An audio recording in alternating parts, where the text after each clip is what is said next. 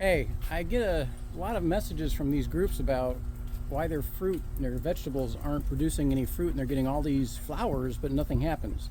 And a lot of times that is because you don't have pollinators that are going to come help you and you're not hand pollinating, which is impossible with a large garden.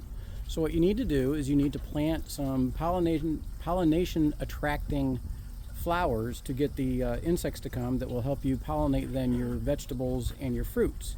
I'm going to give you an example. So this is my flower garden that I plant every year, and what it does is it attracts all the pollinators for me, and then I get my vegetables pollinated as part of them coming to this flower system. You can see there's hundreds of insects flying around right now, bees and even wasps and other kinds of insects that are pollinators, butterflies. And what they do is they do this. So this is my hydroponic unit. That's a tomato at the bottom. Top is going to be green peppers. The bottom is tomatoes, and I've already got tons of tomatoes. It's a huge tomato plant. The peppers are doing well. But then if you switch over to the other side, I've got tomatoes, cucumbers, peppers, horseradish, and then I've got one of my favorites that I've done in the hydroponic system. This is bush beans.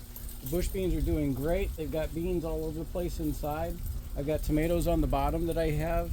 But right in the middle, I have some pollinators. I've got a yellow plant or a yellow flower plant that comes up. It almost looks like a black-eyed Susan, but it's a bigger version.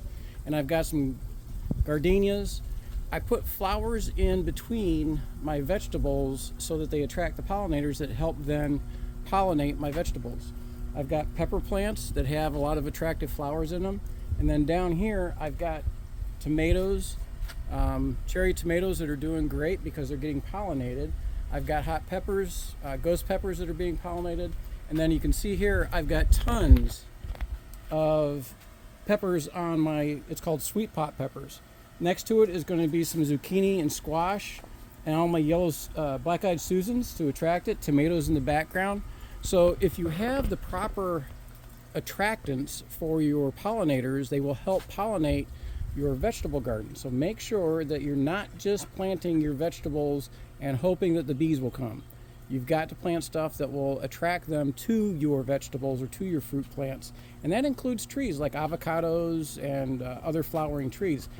The beekeepers in Florida used to be really busy. They used to take their bees and put their hives in the orange groves and grapefruit groves to help with the pollination, and that's how we did so well with that stuff.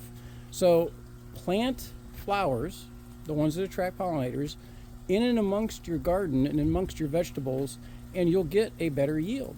So it's really simple, but you just have to make sure that you understand you don't just plant one kind of plant and hope for the best.